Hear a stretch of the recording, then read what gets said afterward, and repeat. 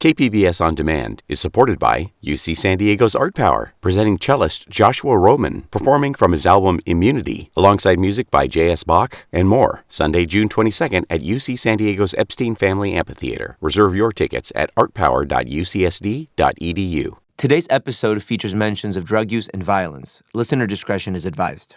The views and opinions expressed in today's episode are solely those of the individual speaking and do not necessarily reflect the views of Port of Entry or KPBS. Hola, friends. So we don't know if you know, but we hosted our first live event ever, and we want to share it with you. But before we start playing it, let us give you a bit of context. Our Port of Entry live event was part of the World Design Experience, a signature program of World Design Capital San Diego Tijuana 2024. And if you checked out our episode from last April called Design Comes to Town, the World Design Capital designation was an opportunity of a lifetime to shape the future of our mega region through the power of design. As a result, a series of exhibitions in San Diego and Tijuana were put together to flex the region's design muscle. Talks, art shows, interactive installations, workshops, and our live event was part of the lineup. So what you will hear is an unedited recording of that event formatted for your enjoyment. This live event episode will be split into 2 parts and will be part of a 5-episode bundle that will be released together with the traditional podcast episode and the 2 short video capsules. KPBS On Demand is supported by Splatero, helping homeowners pay off debt by offering streamlined access to your home's equity with no additional monthly payments or new debt. Splatero provides a lump sum payment in exchange for a share of your home's future value. Pre-qualification is available at splatero.com. We put together. So to best understand what you hear today, check out our episode Compadres in Art, Charles and Giancarlo, and the video capsules we put together. Got it? So sit back, relax, and enjoy. From KPBS, this is Port of Entry Live, where we host cross-border events that connect us. I'm Alan Lilienthal. And I'm Natalie Gonzalez. Port of Entry.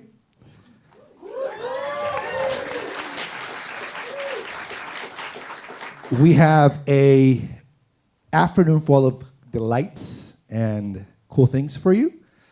I just want to acknowledge real quick, there are some folks who got stuck in the border who are making their way, so just our hearts go out to them.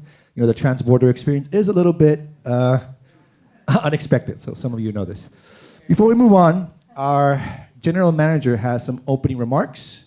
So if you can help me, please welcome Deanna Mackey, KPBS General Manager.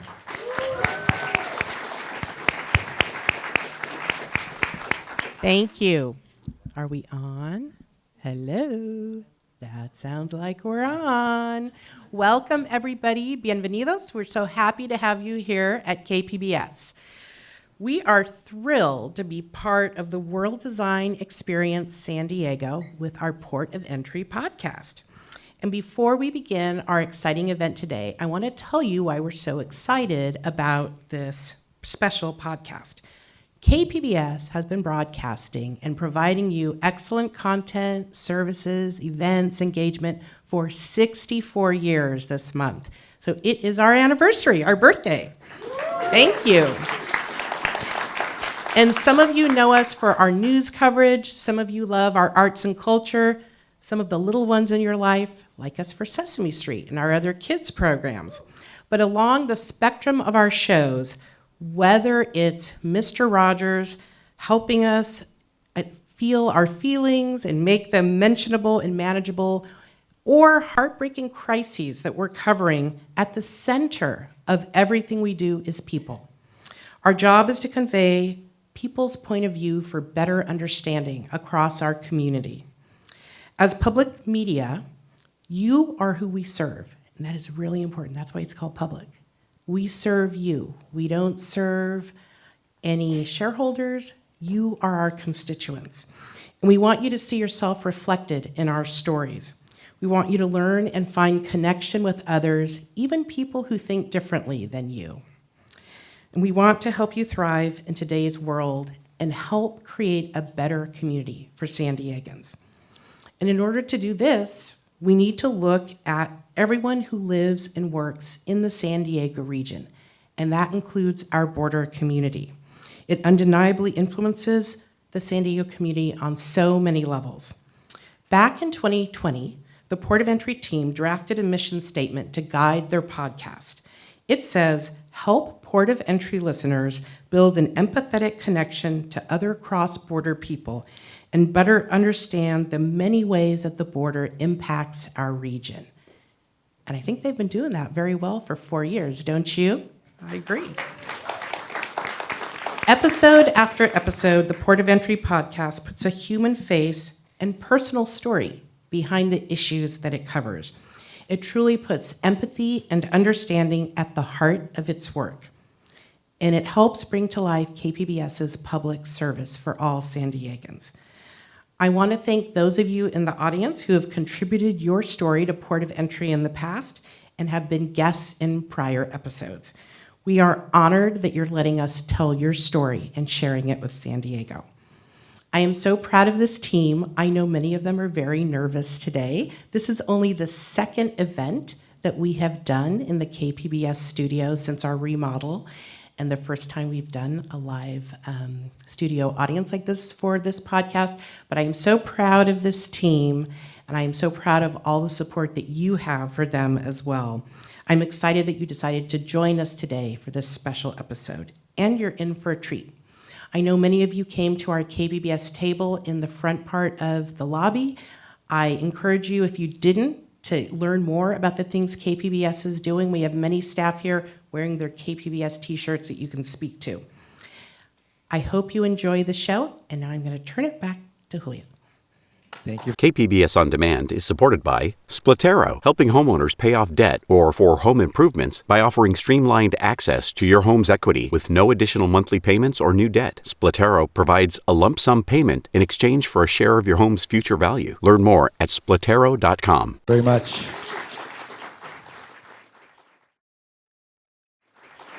All right, folks. Are you ready for the show? Yeah. Oh, are you ready for the show? Yeah.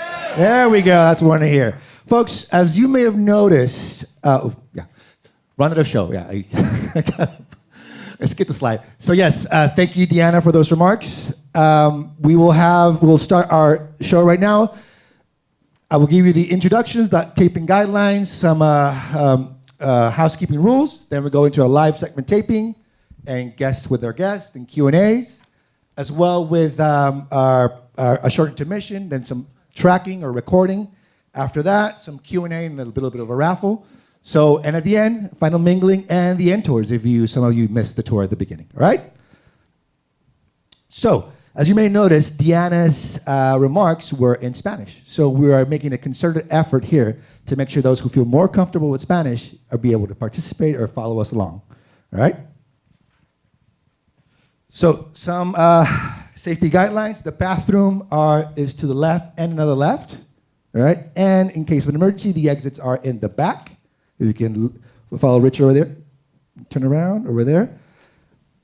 And to our left and another left, you'll see the exit signs, right? With that said, so tonight you will get to see how we put together a live episode. This is the first time we do this. So mistakes will be made, like stuttering in the middle of our presentation. Please excuse any mistakes and please be patient. With that said, no snacks or drinks inside of the studio. Please place your phones on silent. And when on air, which you be cued on, please stay put and quiet. Thumbs up. You get that? Thank you. So when we record today, what we record today will be later edited into an episode called Compadres in Art, Charlie and Giancarlo. So we usually track in soundproof rooms. So if you took the tour, you got to see them. They're pretty nice. We are not in one today. So it is the utmost important that you be as respectful and as quiet as you can, because we have no way to keep the noise to a minimum. So when you get to see the on-air sign, run, Ben, run. It is the cue. There you go. That means we are recording and nobody moves in or out. Just like in the movie set, you're on air. doors get shut, nobody comes in, nobody goes out until we're done with the scene. Cool? Cool? Awesome. All right.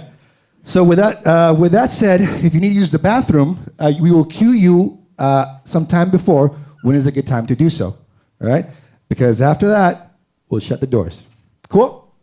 Awesome. So with that said, again, no snacks or drinks, phones in silent, and when on air, stay pretty quiet. So let's go.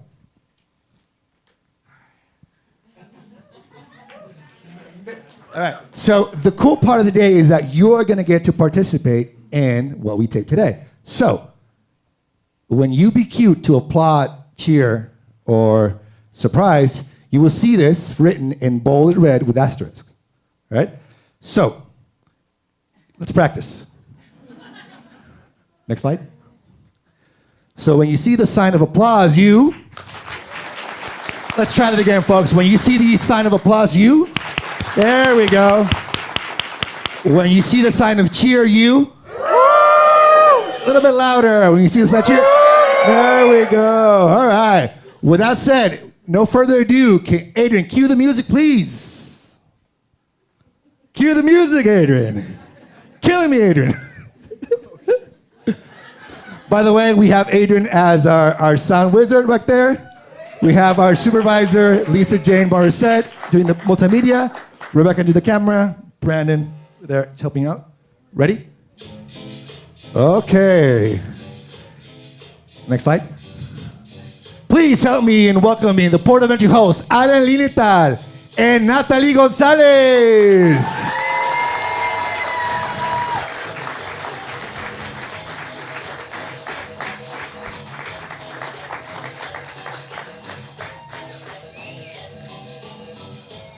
Back there, guys. They're back behind you, right behind you.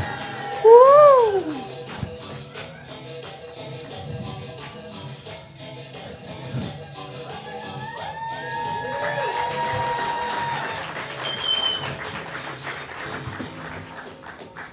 I told you this is. Mic check, mic check. Oh. How's it Hello. going, guys? This is a serious event. Please, Alan, behave. Sorry. You're right. Don't they look wonderful today? Look very, very handsome. We matched on purpose. Yeah. The first time we met, actually, we were wearing the exact same colors, and it was not on purpose. Yeah. That's happened many times since. Not today. No, not today. Are you guys nervous? I made him wear purple. A little bit. I'm a little bit nervous. Just All like right. a little bit, but it's fine. Okay. You two are seasoned performers. So for those of you who don't know, Natalie's an actress.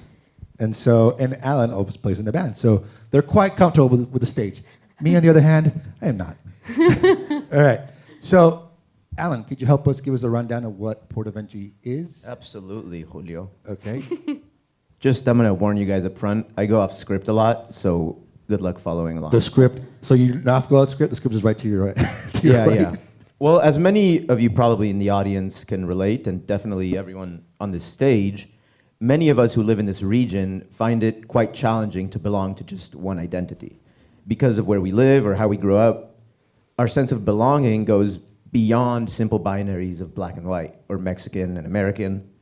Port of Entry, our KPBS cross-border podcast that you're all here to support, tells stories that question what it means to belong to a region that exists at the edge of distinct cultures and languages. Maybe just a tiny bit less lows. As Julio already introduced you, I want to take a moment to show y'all who makes up the magic of the show. Back there's Adrian Villalobos, our sound designer. Hi, everybody. Our producer-editor, Julio Ortiz Franco. Wow. We just got a new editor, Melissa Sandoval. Woo. I don't know where she is. But okay. Yeah. Shout out Melissa. Manager, Lisa Morissette. Hey. Woo. And of course, my co-host, Natalie Gonzalez, and myself. Woo. I met someone in the audience today who was with us. This podcast has been going for a few years now. It used to be called Only Here. If you've been listening to it since then, major gratitude to you.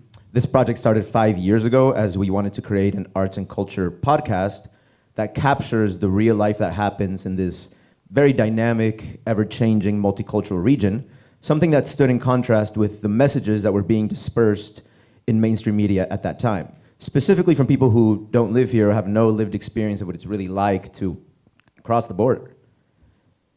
We wanted to showcase how what happens here adds to the cultural fabric of both nations. And speaking of adding to the cultural fabric of both nations, I'm going to pass the mic to my co-host, Natalie, who added much value to the cultural fabric of both nations when she was born. Aww. You're just saying that because Julio wrote the script.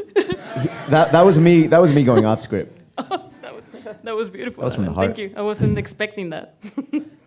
I usually don't go off script in English, but when we're doing the Spanish episodes, I'm always going off script. So don't judge me if I don't go off script in English, okay?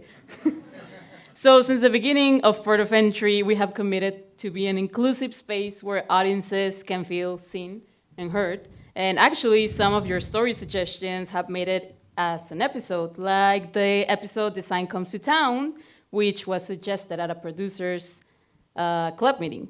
That's great, actually, I didn't know that. And since last year, our episodes, now I know. Since last year, our episodes include a Spanish counterpart, and to our surprise, not really, but to our surprise, each Spanish episode gathers as many listeners as its English counterpart. Yes. We were not that surprised, to be honest, but It was a good surprise to KPBS. it was a good, yeah. I guess they were not expecting that, but we were. But we were.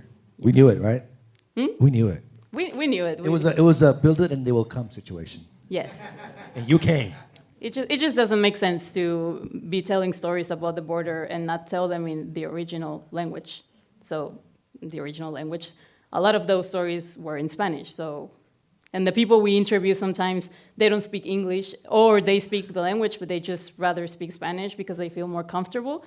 So it just didn't make sense to not have the episodes completely in Spanish for people who just rather get their content in Spanish. So, yeah, right? All right. Thank you very much, Natalie Allen. So without further ado, are you all ready to continue? If you can please help me welcome our guests, Giancarlo Ruiz and Charlie Globitz, to the stage. Wow.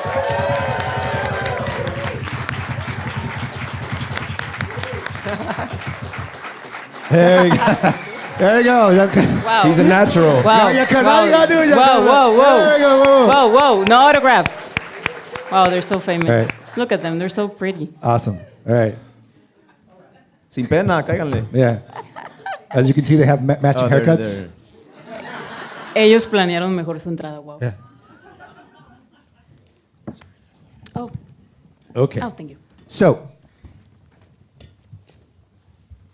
real quick, a little bit bio about them. Charles Globitz is a renowned Tijuana illustrator and graphic novelist. His works include the acclaimed graphic novel Starseeds and the recognized comic Sigil de Cristal and Once Upon a Time, with illustrations featured in major publications like Rolling Stone and the New York Times, as well as exhibitions globally. Currently, he has an exhibition in Casa de la Cultura Altamira in Tijuana that is showing when to when, Charlie?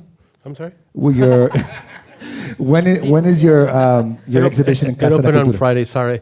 I was a month and a half getting the work done and 5 days getting the installations done. And opening on Friday, so I'm kind of a little tired. You're excited. When does up to what day does it run in Casa de la Cultura? It runs for a month. For a month. Okay, cool. So if you're in Tijuana, definitely go and check it out.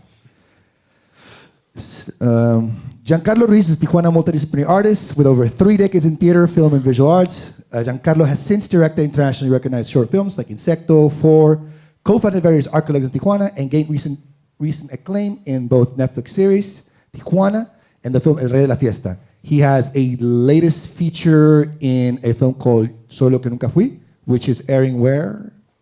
Well, we are showing it this coming week in Los Angeles in Hola Mexico Film Festival. Awesome. So it's doing the festival circuits right now. Any showings in San Diego or Tijuana in the future? We just did actually the one in Tijuana. We just did it on Friday. This just a couple of days ago. I missed it.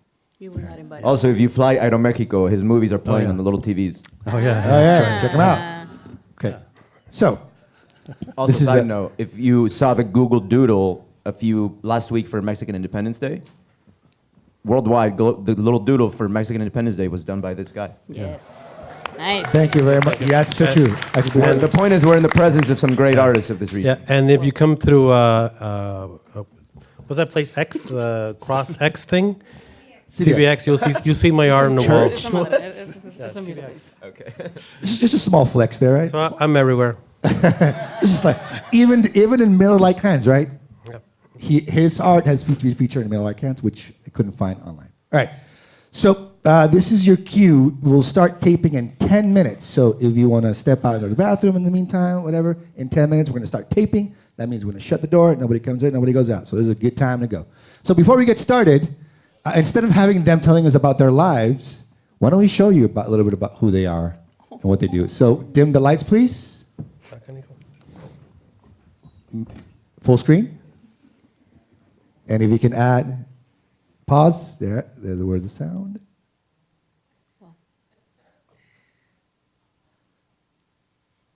Technical difficulties. Do, do, do, do, do, do, do, do, do, do, do. I had an uncle on my mother's side. His name is Giancarlo, and he was like a multi-talented artist. He was a photographer. He was a painter. So during summers, I would go visit him to Ciudad de Mexico. And one of our activities during the day, I guess because he didn't know what to do with me, right? It was like draw, paint. So he would put like piece of paper, just draw. So he inspired me to think in that way, that you could be creative.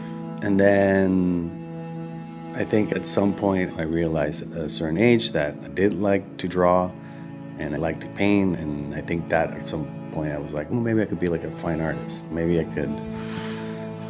There's something romantic about it, I think, right? And then that was it. Somehow I got into it through a different source or through a different medium, which would be theater. And then from there, my life has been going up and down. Across all the art forms. Across all the art forms. I think it's definitely very personal work. I think all the films that I've done have come from some type of experience in my life. I've never worked just from imagination itself, so there's something that always has to be from within, something that affected me in such a deep way that I felt that it needed to be expressed. So all the work just comes from that process, I think, which is acknowledging like an experience or my surrounding, processing it, and then, trying to express it. So when I act, I understand because the way I started, for me, acting was a way for me to get rid of a lot of demons, psychomagia. So just use the theater to just explore and get rid of energies I had stored in my life. So again, that's why I gravitate to certain characters or certain ideas that have to do justice with my time and with the story that I'm going to be a part of. I think acting was being able to like share scene with specific actors that I've admired, So Damian Alcázar is one of the Mexican actors that I felt like I was in a quinceañera and he was like leading me on. I was so nervous because I had this big scene with him. It was like big, like 2 pages or 3 pages, I think it was. And I was so nervous and I didn't know and I couldn't believe it. I was like, no, I'm not good for this. Like, I was doubting myself, right? I was like, again, putting all these things in my head. And I spoke to a friend of mine, actor, and he was like, no, man, if you got the part, it's because You're supposed to be there. yeah, you're supposed to be there. And yeah, exactly. And he goes, and you can do it. Sabemos los acuerdos a los que llegaron, claro, desde la perspectiva de los empresarios. Tenemos testimonios y los vamos a publicar. Pues esa es su decisión y la respeto. No busco su respeto, busco su versión. So it was memorable because I just let him just take the lead, and I was just reacting. I was so present, but it was just, and at the end when the director was like, "Cut, that was perfect. We don't have to do it again. That was perfect." My name is Giancarlo Ruiz. I am a human being who likes to live in the creative world. That would be anything that has to do with art, be it visual, auditory, anything that has to be with creation, anything with creating. That's where I live.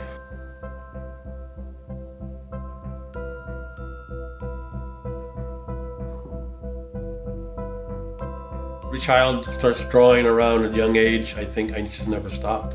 I think I always wanted to make comics.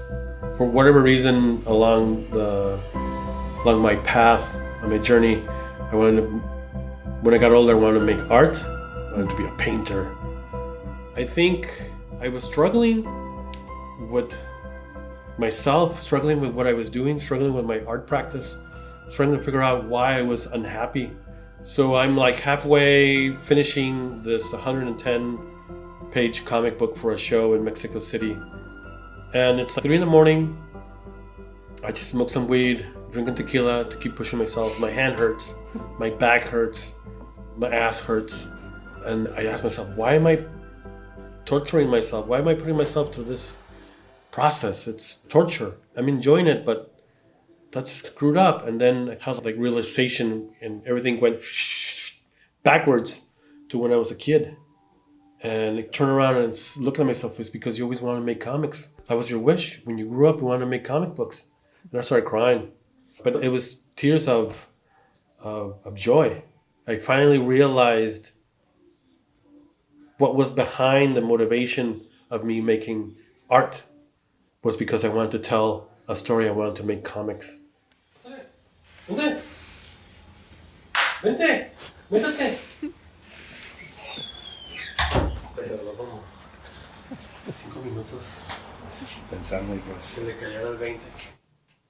How would you describe to someone your art? I think it's very graphic, very stylized. It has a storybook feeling to it, certain aspects. Then it could be like extremely psychedelic and free and loose, and sometimes it could be very tight and perfect. And it tells and it's all about these metaphoric moments within the story that's being developed as I paint it. It's weird, because I make the art first, and the art is like the writing for the comic books. A painting it's not a single moment, right? It's an abstract, fragmented idea that encompasses not just one idea, but it's like it speaks to a lot of different interpretations or meanings or whatnot. So a painting can give off so much information story-wise than sitting down and writing. So I sit down and I paint, and that information goes into the comic books. Before 2010, I started telling the story about starseeds, but I was doing it through gallery shows. And the idea was that the public would go to these shows to follow the ever-evolving story. So I did that for like 5 years, but nobody knew what the hell I was doing, right? Because there's no words. 2012, I kind of realized that people didn't know how to interpret the images I was doing. So I kind of turned back and saw like the work I had done from 2006 and 2007. It's like, well, I have a story. It's right there. And nobody knows what I'm doing. Maybe I should tell that story in a comic book form, since I realized that that's what I wanted to do. Mm-hmm. So I just combined both. And I've been doing that for, I don't know, since 2000, I guess. I mean, I've been doing this since 2001. In a nutshell, what the border has given me, what this hybrid life of being this or that to choose, like neither I am me. What is that? I haven't figured it out yet, but I'm on the journey towards it, right? Mm. And I think if we really look at each other, think about we are all having the same experience, but we're choosing instead of wishing and dreaming. My name is Charles Gonzalez. I am a visual artist. I tell stories, and the stories that I tell, I'm trying to create a new mythology.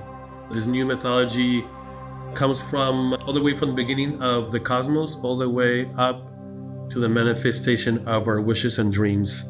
I do painting, installations, animations, comics, and that's about it.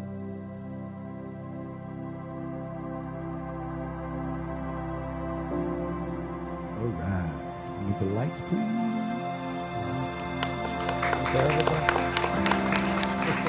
Are you? All right. So that was. Am I seeing some tears? Are you crying? I'm a crier. Ask my daughters. They laugh at me every time we see a movie. Oh man, we got to cry here. I didn't expect that. Yeah, I'm a tear maker. Okay.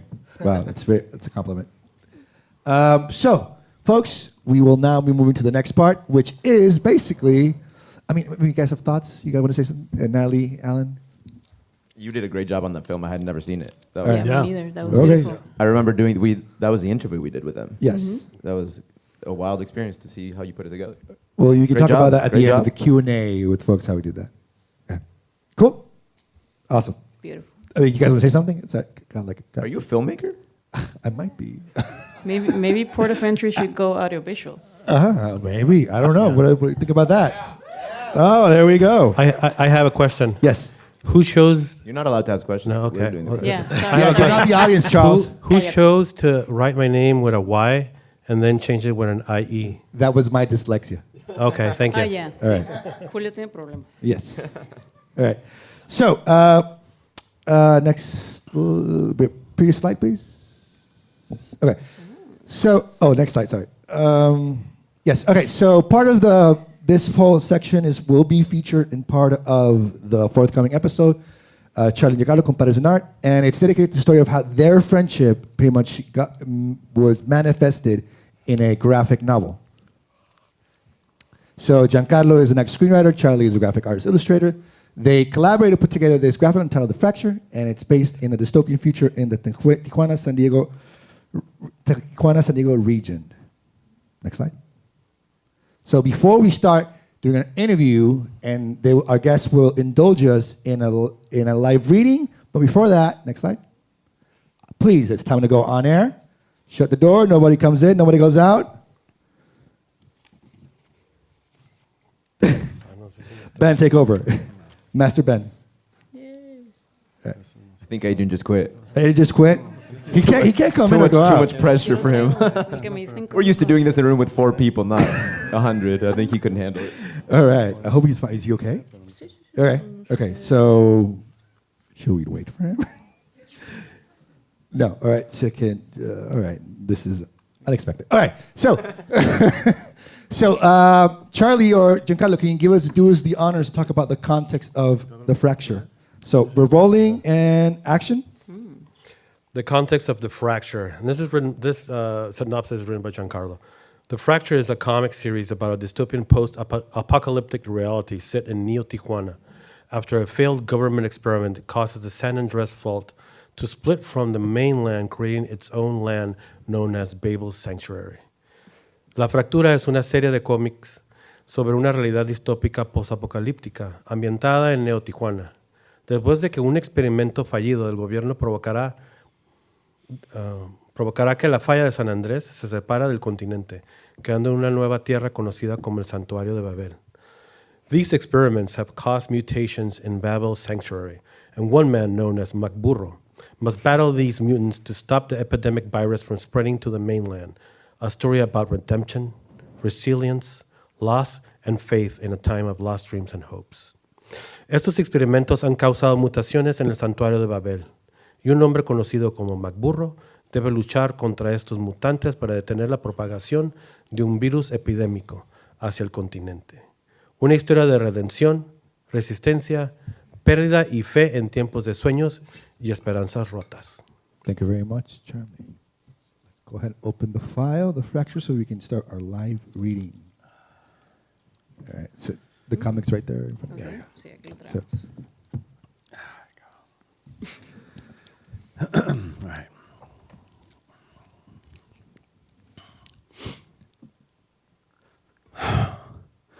My every waking moment is always an abrupt one. I gasp. I can't breathe. I got cotton mouth. I'm thirsty. I'm sweaty. I'm a bit confused. Lucas, I'm sorry. We need a. Oh, okay. Having issues with that. There you go. Oh, Okay. sorry. Okay. Sorry about the Giancarlo. It was okay. There you go. There you go. He was into it. I loved it. All right, Okay. here we go. 3, 2, 1, and Go back. action. 3, 2, 1, and action. All right. My every waking moment is always an abrupt one. I gasp. I can't breathe. I got cotton mouth. I'm thirsty, I'm sweaty. I'm a bit confused, to say the least. I can't remember my dreams, just my nightmares. Sometimes I have nightmares of Roman empires with dusty old gold laying in the corners of every church and state. And other times, I have nightmares of lions running loose through the city. That rusty nail reminds me of my past life, when everything worked and had its place in society. Since the fracture, everything has evolved into its own paradigm. Some people think it's great. I think it's bullshit. I lost everything that mattered in my life and gained a responsibility that was never my dream scenario. The mutations are getting out of hand. Except tonight, I was awoken by something else. There's a different smell in the air, dense, kind of grimy and funky, humid and heat at the same time. Well, I'm not alone. Someone is hiding in plain sight, but it's too dark to figure it out. Chapter 1. Success is in the blood. Maybe it's my head. Chop, chop, chop. Maybe it's fucking with me and I don't know it. Chop, chop, chop, chop. Sometimes I just don't know. But whoever they are, they're friendly foe. Otherwise, they would have taken their way with me in my sleep. Chop. When there's so much happening around me, I close my eyes and listen to Chopin's nocturne sonatas in my head. It's comforting. Either that or Tom Waits' Mule Variations. Those pieces of music put me in the mood for dicing meat. La Verdad Taco Shop is booming with business. The sound of the steel blade breaking through the flesh, cracking the bones into smithereens, is a juxtaposition that reverberates happiness. I have become a master of my own realm. I never knew I had it in me to become the caretaker of humanity. Chop, chop, chop, chop, chop, chop, chop, chop, chop, chop, chop, chop. Tacos are tacos, and they are the staples of my culture. They are food of the hopeful, the marginalized, the romantics, the drunks, the zipperheads, and the brutal. They are life. The customers bark their orders with a sense of urgency. Some even foam at the mouth. The sweat running down the forehead is a sign of a well-heated environment brought on by the charcoal flaming the meat. All the strange smells of the world unify in this one moment. Exotic nations unite. Ooh, I see Big Joe in between the tables selling his merch. Caca, vitamins, dirt. Caca, vitamins, dirt. The usual suspects sit at their respective seats. Something's up in the air. At this time, my brain switches off Chopin and immediately recalls Ennio Morricone's classic ballad from the spaghetti westerns, The Good, the Bad, and the Ugly. I can feel the sound of the flute echoing the night's darkness into each corner of the joint. I always keep my tools sharp, just in case I need to cut more meat than usual. In case I have to go apeshit on one of these fish heads. You see, in Babel Sanctuary, everyone is a cowboy. Lawlessness rules the demolished landscape. All the remaining people from the mainland have lost their wits. Chop. Hey, I want one with extra salsa. Make it hot so I can hit the shitter hard. Hey, Carlitos, I told you before to cool it with your foul language. Not in my shop. Not in my shop. Hey, Chente, I'll have to with everything. And don't short me off the guacamole. Make sure you load that puppy. Hey, amigo, something wrong with your skin? Nah, just acne. It'll go away. As long as they don't burst all over my meat. Oh, no, don't worry. They'll go away soon. They sure will. Sure will. That's my secret to a great taco, but don't tell anyone, fishhead. ID file. Big Joe. Who is Big Joe? Big Joe is a vendedor ambulante, or street vendor, who sells caca, vitamins, and dirt. Caca is a drug that activates the retina's ability to clearly see in the dark of night. Vitamins are food for thought. Dirt is dirt, and underneath the nails there's dirt. And dirt is dirt, and underneath the nails there's dirt. Nobody knows why Big Joe sells dirt. The skeptics buy it, which goes against their beliefs, and that's absurd, but so is dirt. Big Joe doesn't eat meat, he eats bananas. Big Joe doesn't shower, he bathes in milk. Big Joe isn't big, but don't tell Big Joe because he will contaminate the purity of the caca, the vitamins, and the dirt. People are afraid of Big Joe because, well, he's strange looking and can speak in tongues. Thank you very much, Giancarlo. All right. Are you an actor? Yeah. Wow. That was a little teaser of the of the fracture. If you're interested in what the story is about, definitely go ahead and purchase one of the comic books. All right, so next part. We're starting with our interview questions. So I guess remind you to be a little bit quiet, because we are still taping. So, yeah, let's do this. ¿Están listos? ¿Sí? Always, ¿O yeah. ya se arrepintieron? ¿Se quieren Always cancelar ready. esto? I'm always ready. Ah, to rock. excelente. Esperaba que dijeras que sí, pero... So, well, I'm going to start if you're fine with it. Go ahead. So, as we all know, this region is very peculiar, and especially if you grew up crossing the border back and forth and living like the whole borderlands experience.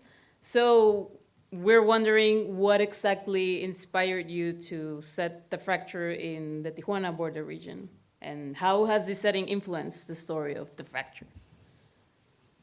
We were just talking about that because I read the questions vaguely at the beginning, and that's the first question that kind of stuck with me because, and I was telling Giancarlo, remember that at the beginning you didn't want the Babel Sanctuary to say or to make it to be in Tijuana or say that it was Tijuana, and I was saying, remember that? He's like, well, this is 15 years ago because we started this comic book 15 years ago. We started doing a web comic that was almost weekly, which means almost every week you had a new page. We did like 26 pages, and then I got a grant to do my comic book Starseeds and kind of left the project behind, and then life gets in between and whatnot. But and I was asking Giancarlo, do you remember that? Yeah. No, not really. I think. I mean, now that right now that I'm just trying to do a little bit more introspection. I think I didn't want to set it in Tijuana because Tijuana has such a specific connotation of the city. Its historical value has been, completely twisted, and it's become sort of like a mythical idea of a city and a region. And I think I wanted to stay away from that because, just thinking of where I wanted to take the story, it had to do not specifically with Tijuana. It was part of the region, but I didn't really want to mention it. I just wanted to stay away from it because not I'm from there. Has nothing to do with that, believe me. And Tijuana has been shortchanged by the city, by the media, and I can attest to that. And friends that are from here, from San Diego, from Los Angeles, that come to Tijuana, sometimes they're surprised at what the city is, because I think, like any part, it depends where you're hanging out, right? You can get in trouble for sure. But Tijuana has changed a lot over the years. But I think that was it. I think I didn't want that to be. I always wanted it to be in Tijuana. Yeah, I know.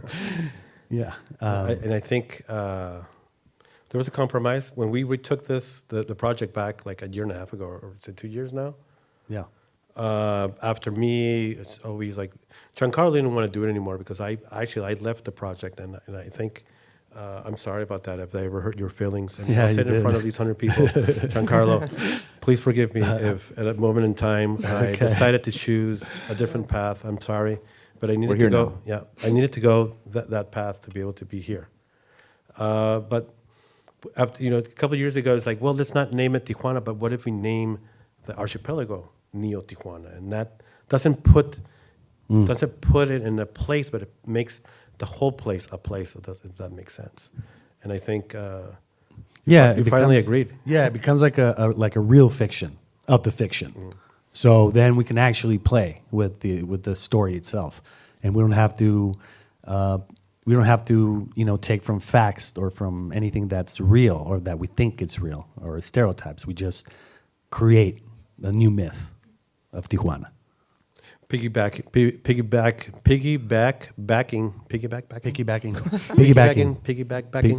Piggybacking. On the myth on Tijuana, so it already builds. I think it gives it a density that it's already there. Yeah, that's not there, but it's there because it means because Tijuana is in the media. It's this lawless drug lord, assassination, blood, murder, rape, kill, all the bad things that the media loves to share in the news. Right, but it's also a place where everything blooms, right? An example would be San Diego would not bloom if Tijuana was not there because when I would cross in the mornings to go to school, because I studied at San Diego City College, I would take the trolley, and it was just not me; it was thousands of people crossing the border to make this city work, to make this city function. So I think I always saw that as a metaphor. And I'm not going to say it because but a different. This is a more politically correct metaphor that it's a blooming into the city that it would make it work. So, to me, Tijuana was more. That's how I see it. More on that kind of part than what the media sells. Yeah. I just want to mention something real quick. I think it's interesting that you're saying that it's not based in Tijuana because the atmosphere how I perceived it. Because art is subjective and whatever. So how I received your art, the atmosphere kind of reminded me of some childhood memories of Tijuana in the 2000s, during the sexenio of Calderón, the presidency of Felipe Calderón, when the city was in total chaos and there was a lot of shootings and blah, blah. So it took me back to those memories, like the atmosphere of the fracture of, I know it's fiction, and it's post-apocalyptic, but it kind of threw me back to that. Well, it's kind of crazy because going back to my childhood when I was like around 18 and 20, going out and partying in Tijuana, you'd be partying in the same place with gangsters. You'd be there with the Arellanos, and you'd be like, oh my God, they're there, you better watch out, you better not. I have some good stories where I got, one day I will tell them what I. Do you want to share one now? I have this capacity to I have basically, my father was a karate champion, so the first karate champions out of Mexico come out of Tijuana. Wow. And that's why my name is Glabitz, because he was German American. So I kind of grasped his idea of not having any fear. So we went to this bar, Señor Frogs, in Tijuana on a Sunday in 1996, 97 or whatnot. And we're there, friends. We wanted to get some drinks, and when we come in, we see there's two Suburbans parked outside, and we know what Suburbans mean in Tijuana. It means like drug lords or whatnot. So we walk in, and a friend of mine says, we sit down, and he's like, dude, there's these two guys, and they're like looking for a fight. Please move away from when you're sitting because they're coming directly at you. Please don't start anything. And I said, the first guy that touches me, I'm going to fuck him up. So the main guy was wearing a Johnny Versace a black and gold tiger shirt with buttoned up to here, and he was kind of heavy set and hairy and had like chains and whatnot. Drug lord chic. Yes. And he pushed me, and when he pushed me, I just grabbed his arm and did like a jiu-jitsu move and threw him on top of a table. And when I saw him like this, I saw he had his gun here. I'm like, shit. And so they walk away, and I tell my friends, it's just going to get real. Get ready. They just walked away after you did that? And they came back. Because nobody was messing with them, so they probably had no idea what the hell had happened. Why did somebody do something that stupid? Because I was present, so it was me. So they come back, and they come directly at me, and I'm holding 2 bottles of Bohemia that I had drank. And I had them right in my hands like this. And then one guy pushes me and slaps me, and one guy tries to butt me with the end of the gun, and I move away. And then when I move away, I grab both bottles and I go, yes! And I go walking backwards into a corner, because next to the bar was a restaurant, and I'm like, the first guy who comes here, I'm gonna fuck him up. And then I get a little hand, and like, dude, chill out, it's a mistake. These are my guys, they made a mistake. Let the bottles go. I'm like, no, I'll tell you guys to back off and I'm going to fuck them up. Like, no. And then the cops came in. And when the cops came in, they pulled me out and said, what happened? And I explained to them. And when I was explaining to them, I saw the guys, they were probably high on cocaine. They came out and they went into the Suburban. And when I saw them come to the Suburban, I took off my coat and I had a hat, took the hat off and threw them in the bushes. And they went and they all came out cocking their guns. Tack, tack. And I'm standing right next to them outside. They had no idea I was there because they were so fucking coked up. And then my friend, who's a lawyer, comes out and flashes his golden calculator from his wallet and says this like federal judicial code 1024-1829, identifícate, Policía Federal and whatnot. And he's like, oh yeah, Federal, blah, blah, blah. So they're going back with these like federal police signs, and I'm like, what's going on? And then he says to my cousin, it's like, go to my car and bring me that thing that's under the seat. It was just a cellular, a brick cellular phone.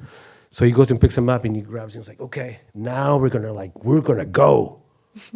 And then the guy who had his hand comes out and he says, guys, we're out of here. And then when he comes out, we all realize who he was. I'm afraid to say his name. Folks, Okay, we'll leave it at that. Folks, cocaine's a hell of a drug, right? He was a popular drug lord. I was not on drugs. I was just, stupidity at a certain age just abounds. Yeah. So what I'm hearing is that that environment did influence for the fracture, maybe?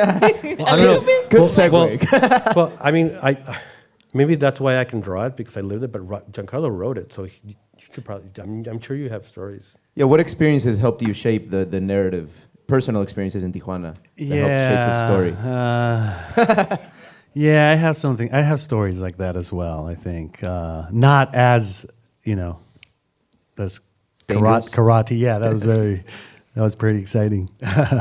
I think, but I did, I did grow up just like Charles in the time where Tijuana was changing in the 80s, and cartels were coming into the city, and you know what places you would go or what places not to go, because you wouldn't want to come across paths with these people. But I've had I don't know what I've had. I've been what I've had is been mistaken for like a killer, like a cartel guy or something, because shaved head. I mean, right now I'm bald. Right now I'm bald. So, but I would shave my head and I would leave the goatee, and I would look like a very like a vato, very like down and shit. And I would go out or something, and I got myself in trouble a couple of times without me trying to get myself in trouble. And it was just sort of the stereotype of how you dress or how you look, and also it was an era where I guess Tijuana was dangerous. I guess it is. I mean, I don't know. Should I just take back what I said? But of course, your environment in a way shapes the way you sort of think about certain things and how you behave and how you sort of go through life, which you can unshape it as you go, but it is part of your structure, of your anatomy, of your DNA in a sense. So maybe what you were mentioning, maybe through the writing, I mean, obviously I'm from Tijuana. I haven't lived there in, I think, like 12, 13 years maybe, but still, I mean, I go to TJ constantly. I have family there. So, it's a city that's very dear to me and has changed a lot. And I do think that even though there's, I guess, danger lurking there's danger lurking here as well. Do you know what I mean? Like, that's a topic that's really, it's touchy because of media. But yes, I've had situations that kind of shaped me a little bit, and that's, we can leave it at that. We don't need to go into details. You know what I mean? Stay for the Q&A for the details. Yeah, exactly. I assume most people here have been to Tijuana. Who here has been to Tijuana? Okay, yeah. So Tijuana is the way it's built is quite, how should I say this nicely? Like, it's a little disorganized. it's because Tijuana was built as as it was kind of an accidental city. It's not like you go to New York and there's a logic to how it's built, right? Like the streets follow a certain logic. If you get lost, it's kind of easy to find your way. Tijuana is the total opposite of that because it was a city that kind of was never supposed to be a city. It was always a response to the U.S. So the built environment of Tijuana is quite chaotic. And I'm curious how the built environment of Tijuana, you specifically, Charles, influenced the way you illustrated this novel. I think I have. Well, it's definitely the way I was drawing it, and I want to draw it and draw everything because it's going to be at least 20. It's going to be a good chunk of a story. I want to do it loose. I want to do it more free, because in my other works I tend to try to be too perfect, and because I think in the Starseed series, because I'm speaking of things that's more spiritual, for whatever reason my brain tries to interpret that to be more perfect, more, because we're talking about things that are symmetrical, things that are in balance, things that emanate light, I guess, to me, represent things that are imperfect gestalt. And when I think of the fracture, I think it's more loose and free and very noir, lots of darks and grays and gritty and dirty. And as you guys could see, like an example, there's something that's intentful. It's like I want it to look grimy, dirty, sweaty, clammy. I think that's what you said at the beginning, those words, and that's important to me because it also, like the textures and the brushstrokes, it gives off a different kind of communication, and I think it adds to the story. I mean, all those textures, just in drawings, but I think it's just I'm stuck with the textures because when I look at how Giancarlo writes, it's just words that build up texture. So it's like texture over texture, and I think the work that we see now, this was actually done 15 years ago. I was just telling my youngest daughter, and she's like, well, it wasn't that bad for being 15 years ago. And that's when I started making comics. That's when I made that. I cried myself into making comics. And I think there is a certain different, and I learned how to make comics by doing the fracture from those 26 pages we did in the beginning. And I think there's like 3 different versions of style that emerged. Mm-hmm. And I think that the one that I like is the ones that I did by hand, which is a story that will be coming up that was drawn 10 years ago that nobody's seen. And it's like, I think those that I drew by hand are the ones that I became today. Does that make any sense? Mm-hmm. So those, going back, might be going further ahead, these are done digitally. And then at certain times, like, well, I'm going to do them by hand. And those that I did by hand, which were like 10, 12 pages, I see myself drawing that way now, and I'm saying, okay, that's the way to go then. So I figured this out 10 years ago and didn't really realize it until now. But I think just textures and dirty, and I think also there's certain times within the story, there's different epochs, right? There's the before the fracture, and I'm thinking that's a very happy time for this main character. And I think that, to me, the way I look at that, it's very clean, right? So there's less texture. There's more of mood and more of more intimate forms of how the panels are created. And then there's a part that I'm itching to get into is this friendship that's created by these 2 characters that when you guys read the story. And that, to me, it's also is very important to the story, and it has to have a different form, a style that communicates friendship. So it's something much more warmer, because then something happens that everything in this story is about fracture. So everything gets fractured, and when there's a fracture, there's like an added texture to the drawing. Mm-hmm. Just real quick, we have time for 2 more questions because we're almost out of time for the section. So 2 more questions, about 5 to 10 minutes. We'll have to do the interview in private later. We will have to do that later, right? Did you face any challenges when aligning your ideas and visions? Like maybe was there a time that Charles had this idea and you, Giancarlo, were like, no, that sucks?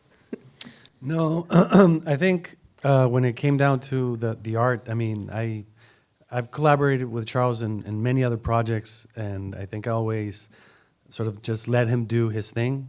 I trust his vision and the way he does the drawings. There's a couple of moments where obviously, you know, as a filmmaker, I want like specific frames or something, and we would get into a little creative conflict or something, but nothing out of place, just more like conversation of how we should do it or how we should try stuff, or, you know. But I think it's been really sort of just like a pull and push kind of situation, but that has always, I think we've always done it with having in mind that what would be the best result for the story in itself and how we can go about it, right? Yeah, it's the best way it can read as a comic book. It's the best way the readers can follow the story. Whatever solves the storytelling aspects of a comic book. Right, because I see it more like a storyboard. Like in film, you storyboard everything, and obviously in comics, it's more condensed, right? So he definitely has more experience, and he reminds me of like, hey, we can condense it like this. We can do it like this, and I'm like, oh, okay, all right, like fine, like yeah, I get it, you know. But yeah, I think we've been able to just bounce ideas always very clearly, and just go with whatever we think might be the best thing for whatever it is that we're doing. Yeah, I don't think I would want to get into a creative conflict with him. Yeah. Break 2 bottles of Bohemia. Karate Kid. Yeah, I can be a pain in the ass. Right?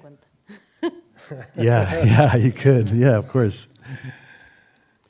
I guess if we have time for one more. Yeah, one more question. Well, why? A couple more questions. I mean, that was pretty quicker. What do you hope readers and the audience will take away from after reading The Fracture? Specifically about, if you can, I know you didn't want to set it in Tijuana, but Right. what do you hope they'll take away in terms of their vision of Tijuana and a neo-Tijuana? Well,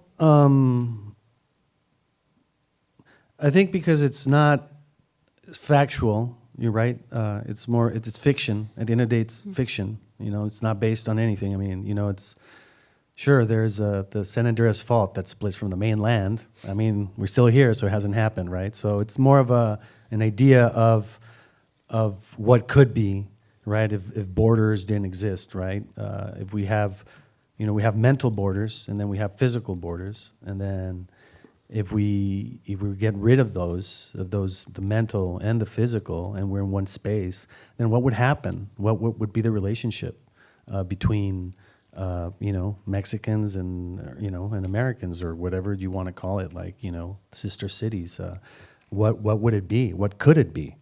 I think it could be something that is the best of both worlds, because I do think that the best thing of San Diego is Tijuana, and the best thing of Tijuana is San Diego. And if you are a person that grew up crossing the border every day or every other day, you live that, sort of by reality. San Diego is very structured, very clean, very organized, right? And then Tijuana is very, it's chaos and sort of disorganized and a little bit dirty, but it's lovely, right? They belong together. So I guess it would be, if we get rid of our judgments and our preconceived ideas of what is, these stereotypes of what is Tijuana and what are the people from Tijuana and what is San Diego. And I think it's something to really think about, because the future, this whole thing with the wall and the 3 walls and 4 walls and 5 walls, and it's like an Olympic game, right? I mean, and people that don't know exactly what that is, they should go to the border and actually see what it is. Because I'm telling you, there ain't no 100,000 people just running across. I can tell you that. So it's the way we sort of absorb media and information. So I guess if one of the things that I do want people to think about is maybe that if we were more compassionate, and if we acted from a position of love, I think we could achieve so many things, and we could actually be a great partnership, a great community. And I'm getting teary-eyed now. I'm getting too poetic. But I think it's something like that. I think I want them to think it's a story where there's compassion and there's empathy and there's resilience and there's redemption. And that's one of the best qualities that we have as human beings, redemption. And love, obviously. I just want to draw crazy shit. There's space for all of us. Thank you very much, guys. I think we're going to leave it there. We're going to open up the floor for some questions. And so you get a mic going on. Can we get you to raise your hands? Yes, the gentleman in the front. Do we have a mic? Can you turn my mic on? We don't have a mic. Oh, there he comes. Thank you, Ben. Master Ben with the mic. Thank you. Ben hace todo. He's so pretty. You know, I'm always looking for the redeeming value in a story. And I love Charlie's drawings. I'm a fan of his, just looking at his posters and illustrations. And I'm hearing the word fracture, which is the antithesis of redeeming value. Okay. So when you talk about the border, and this is a political year, we can't get around it. I think it's really important to look at the border and why we were first selected as a world design capital, Tijuana, San Diego. And the way I see the border as an opportunity, and that opportunity is to look at the border as a threshold, as part of the redeeming value, and also as a membrane. We have science here in San Diego. We have the maquiladores that were very successful. And I loved Tijuana in the old days because I rode 50, 60 miles from Tecate to Ensenada on a bicycle. And we ended up at the cantina. And I loved all of that. So I know what Charlie's still thinking of. But I do think today, this particular year, 2024, we have something of value here. And they've seen it with World Design Organization. So I'm just saying that my vision of what's going to happen is an opportunity for the world to see our redeeming value. And I'd like to hear more about that too. Thank you. I think we are all who is, every person who is a complete person has gone through the process to fix whatever has been broken inside them, whatever has been fractured. And I think we've all had our journeys to confront ourselves, to be able to reconcile the pain, the loss, the hurt, with the happiness, the joy, and the love, to grow. And I think to me the fracture is it's important because you can't have that without the other. It's like you can't have light without the dark. You can't be a bright, emanating person if you can't co-live or cohabitate with your shadow. And I think, to me, the way Giancarlo has written the story is about this person who's dealing with something that's been broken inside of him, something that he has lost, and how he has worked to figure out to make something positive in this crazy, insane world that is Babel's sanctuary, and how he, in his own way, is doing the work to help everybody fix their fracture. So it's in a very odd kind of way. It's not a very direct way, but it's like it's not even anti-hero. It's kind of like, there's this book written, I forgot, I think it was written by P.J. Opensky, or it's called Beelzebub's Journey.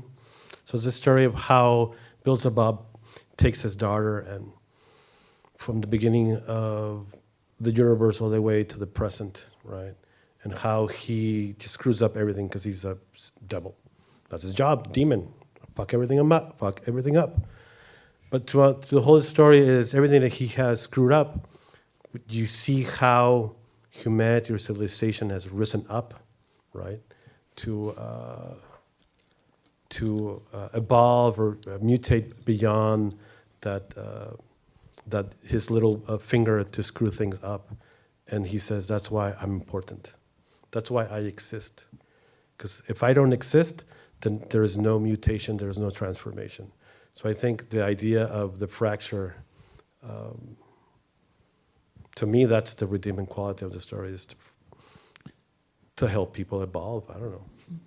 That's what I get from it. Thank you very much for that question. Do we have one more back there? All right, you take this. All right. Thank you, Ben.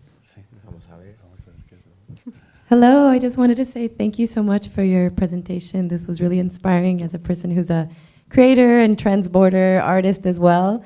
I really view Tijuana as a place that's so cinematic. Like just you're walking around places and sometimes you feel like you could just be in the set of a movie. And I loved hearing the live reading. And I guess my question is more do you all have any plans to have a cartoon or something of this? Because I think that it just came alive in this really powerful way. I think the audience, we were just so in it. And I think there's a difference within reading it. I'm sure it's amazing as well, but I'm just curious to know if that's in the plans for you all. Yeah, for sure. That's something that we would definitely like to do in the near future. Right now, we just have issue number 1 out of 15 or 16. So yes, at some point, because all this story came from a script or a screenplay. Not exact. Well, hold on. Let me just rephrase that a little bit. The main character came from a short film that I did in 2002, the Taquero guy. So it's like a spin-off. So I guess what I'm trying to say, coming from the filmmaking world, everything that I would do or hope is to somehow become alive in a way. And I think, I think now that we have sort of the comic and we kind of see the images and everything, you can actually see what it can become. And it's exciting. It's exciting that maybe in the near future this could be something, this could be like a movie or, I don't know, yeah, for sure. That'd be so cool. I really wanted to do, to illustrate his script he wrote, Circus Medusa, but he wouldn't give it to me. So what he did, you forgot about that, didn't you? No. Wait, hold on. And then so he wrote this hold on. No, on the side to give it to me. Then you can draw this because he wouldn't let that one. No, wait. So no, let me just wait. Hold on. These were fighting words, guys. So wait, 2010, and that's when I met Alan. I went to Cannes Film Festival with a film of mine, and right before I left to Cannes, I had written this script called Circus Medusa. I still have it. I still look at it. It's fucking amazing. And Charles and I were developing the script for a feature film. We were developing everything. He was developing the characters. He did a storyboard of one scene. So when I went to Cannes, that was a project. That was my next project, and I tried to sell it, and I tried to do something with it. When I came back, I was pretty much disillusioned from the festival. It's a huge festival. It's amazing, but it wasn't what I thought it was. It was more of a really commercial thing, and it wasn't exactly what I was hoping for. So when I came back, I wanted to do something. I didn't know what, and he was sort of saying, let's do Circus Medusa, and I didn't want to do it as a graphic novel. I didn't want to do it as a comic. I was like, no. But I do have this idea. I want to do this film of this character, which has nothing to do with this story, right? It's the character. And then when he said, well, why don't we do it in graphic form? Why don't we do it as a comic?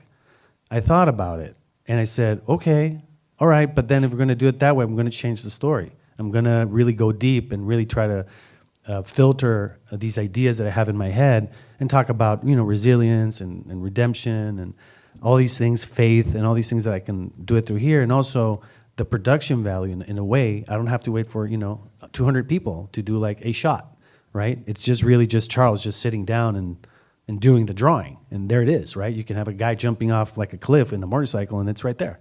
I don't have to wait for, for a producer to be yeah, we have, 2 hours to do this shot, and we only have $250,000, but let's try it. It's like, I don't have to do that. So we didn't do Circus Medusa, but we did The Fracture. But it took, 14 years for us to do this first issue. But it doesn't matter because time doesn't move this way as we think. It just moves with us. So he had his projects, and I had my projects, and we've always were like bouncing back to this. So we're really happy that we have this, right? So all these other projects, first we finish this, and then maybe we can talk about other projects. But for right now, I'm like very grateful and very happy that we were able to do this this year. This is like a very big win for us as well, and I think it's also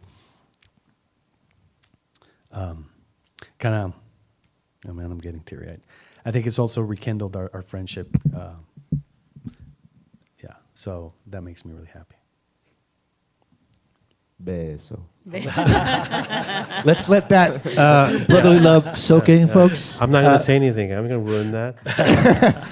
How can folks support you guys as artists? Give me money. Give you money. So that means they have an art stand in the front. Some of you already checked it out. They have some merch out there also. Go ahead and buy a piece from them. Folks, we can go ahead and turn off the on-air sign. We can cut the tape and go to a brief intermission. Can we give him a round of applause? Thank you.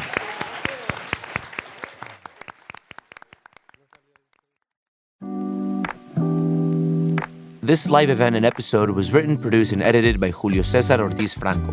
Adrián Villalobos is technical producer and sound designer. Lisa Morissette is director of audio programming and operations. This program is made possible in part by the Corporation for Public Broadcasting, a private corporation funded by the American people. Soy Alan Iliental. Y yo soy Natalie González. Nos vemos pronto. KPBS On Demand is supported by UC San Diego's Art Power, presenting cellist Joshua Roman, performing from his album Immunity, alongside music by J.S. Bach and more. Sunday, June 22nd at UC San Diego's Epstein Family Amphitheater. Reserve your tickets at artpower.ucsd.edu.